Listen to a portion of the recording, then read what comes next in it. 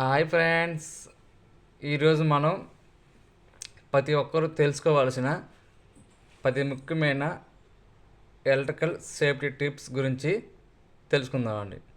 మిత్రులారా, గమనించండి. ఆ 10 పాయింట్స్ ఏంటి మనం ఇప్పుడు చూద్దామండి.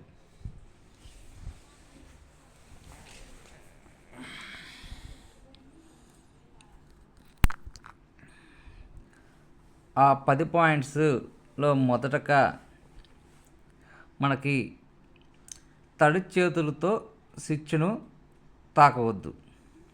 అంటే ఫ్రెండ్స్, మన ఇళ్ళల్లో స్విచ్లు ఉంటాయి కదా, ఆ స్విచ్లు అనేది మనం తడి చేతులతో వేయకూడదు. ఎందుకంటే మనకి కరెంట్ అనేది వాటర్ను లాక్కునే స్వభావం ఉంటుంది కాబట్టి మనకి షాక్ కొట్టే ప్రమాదం ఉంటుంది. అందుకని మనం శుభ్రంగా చేతుల్ని ఆరబెట్టుకొని తుడుచుకున్న తర్వాత మాత్రమే స్విచ్లు అనేవి మనం ఆన్ చేసుకోవాలి. అప్పుడు అనేది మనకి ప్రమాదం అనేది సంభవించకుండా ఉంటుంది. మనకి రెండో పాయింట్, ఓవర్లోడ్ ప్లగ్గులు ఉపయోగించవద్దు. అంటే ఒక సాకెట్లో ఒక పరికరం మాత్రమే మనం వాడాలి. ఎందుకంటే ఆ సాకెట్లో ఉన్న కేబుల్ కెపాసిటీ ఒక కూలింగ్ ఫ్యాన్ వరకు మాత్రమే సరిపోతుంది అనుకుంటే, అదే సాకెట్లో మళ్ళీ వాటర్ హీటర్ పెట్టడం ఏమవుతుందంటే, ఇలా పెట్టడం వల్ల ఏమవుతుందంటే ఆ వైర్ అనేది వేడెక్కటం ప్రారంభించడం జరుగుతుంది. ఇలా వేడెక్కినప్పుడు ఏమవుతుందంటే క్రమంగా అవి పెద్ద పెద్ద మంటలు రావటం, అలాగే షార్ట్ సర్క్యూట్ లాంటి పెద్ద పెద్ద ప్రమాదాలు అనేవి సంభవించే ఉంటుంది. కాబట్టి ఒక సాకెట్లో ఒక పరికరం మాత్రమే ఉపయోగించాలి. అంతకాడికి ఎక్కువ మనం ఉపయోగించకూడదు. తాడుది, దెబ్బతిన్న వైర్లు వెంటనే మార్చండి. మన ఇంట్లో కేబుల్స్ కానీ మనం చూస్తూనే ఉంటాం. వాటికి కొంచెం కోత పడినా కానీ, కొంచెం డ్యామేజ్ అయినా మనకి కనిపించినట్టయితే వెంటనే వాటిని తీసి కొత్తవి వేయాలి. కొంతమంది ఏం చేస్తారంటే వాటికి ఏదో కొంచెం టేప్ పెట్టి చేస్తారు. అలాంటి మాత్రం చేయకండి ఫ్రెండ్స్. అవి ఎప్పటికైనా ప్రమాదం. వెంటనే కొత్తవి అనేవి మార్చండి. నాలుగవది, ఎంసీబీ మరియు ఆర్సీసీబీ ఎందుకు అవసరం? ఈ ఎంసీబీ మరియు ఆర్సీబీ ఎందుకంటే మన ఇంట్లో లీకేజ్ కరెంట్ ఎక్కడైనా వచ్చినప్పుడు వెంటనే ఈ రెండు ఏం చేస్తాయంటే కరెంట్ని, అంటే పవర్ని ఆపుతూ వెంటనే. ఈ ఆపటం వల్ల ఏమవుతుందంటే మనకి షార్ట్ సర్క్యూట్ అనేది రాకుండా, పెద్ద పెద్ద మంటలు అనేవి రాకుండా ఇది మనకి కాపాడుతుంది. ఈ ప్రతి ఒక్కటి ఇళ్ళల్లో ఇవి పెట్టుకోవాలి. మనకి ఐదో పాయింట్, ఎర్తింగ్ యొక్క ప్రాముఖ్యత. ఎర్తింగ్ ఎందుకంటే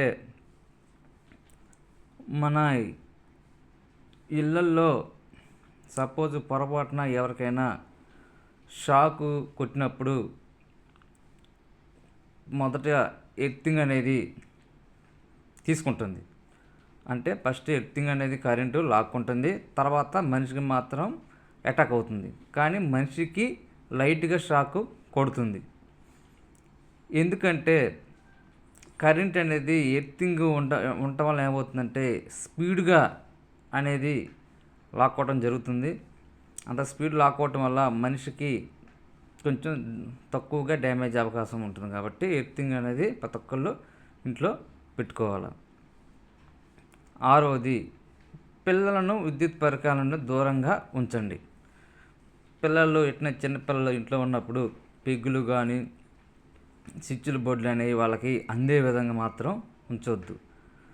పొరపాటున మనం ఇళ్ళల్లో పని చేసుకుంటున్నప్పుడు ఎవరి పనులు వాళ్ళకు ఉంటాయి, పిల్లలు వాళ్ళే ఆడుకుంటారని మనం వదిలేస్తాం.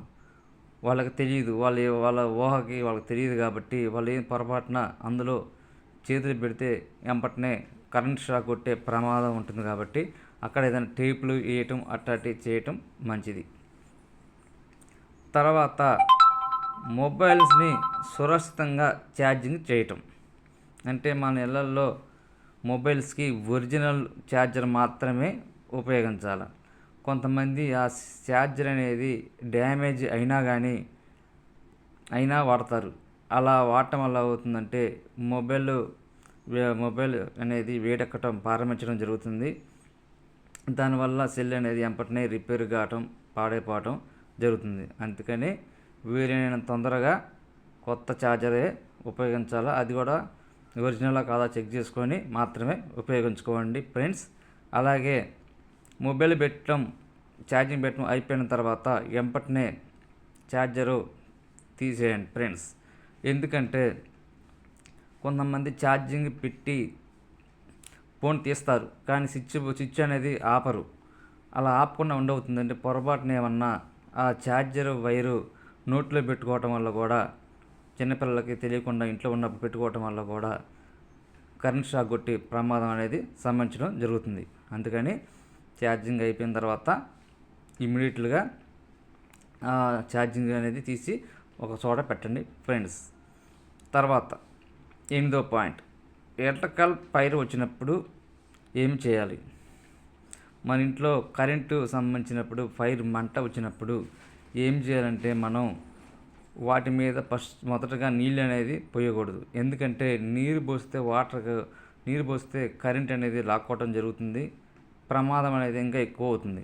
అందుకని సాధ్యమైనంత వరకు ఫైర్కి సంబంధించిన వాళ్ళకి ఫోన్ చేస్తే వాళ్ళు వచ్చి దాన్ని ఆపటం, వాళ్ళు తగిన విధంగా పరిష్కారం అనేది చేస్తారు.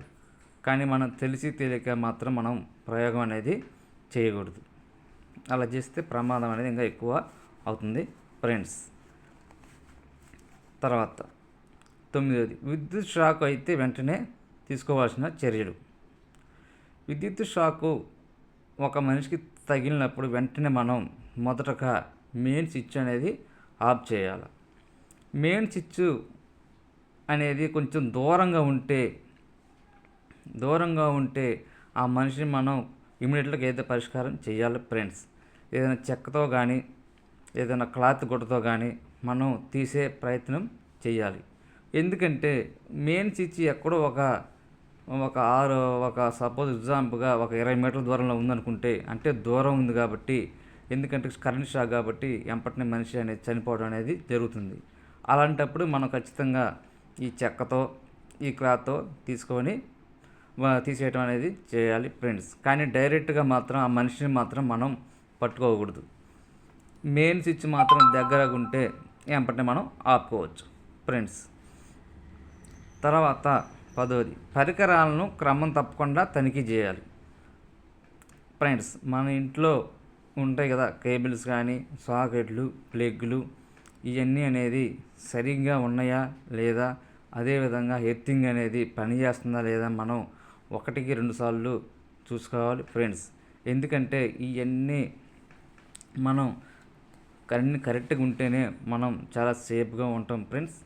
ఏ ఒక్కటి రిమార్కు అంటే ఏదైనా రిమార్కు వచ్చినప్పుడు మనం ప్రమాదం వచ్చే అవకాశం ఉంటుంది. కాబట్టి అన్నీ 1-2 సార్లు మనం తనిఖీ చేయాలి ఫ్రెండ్స్.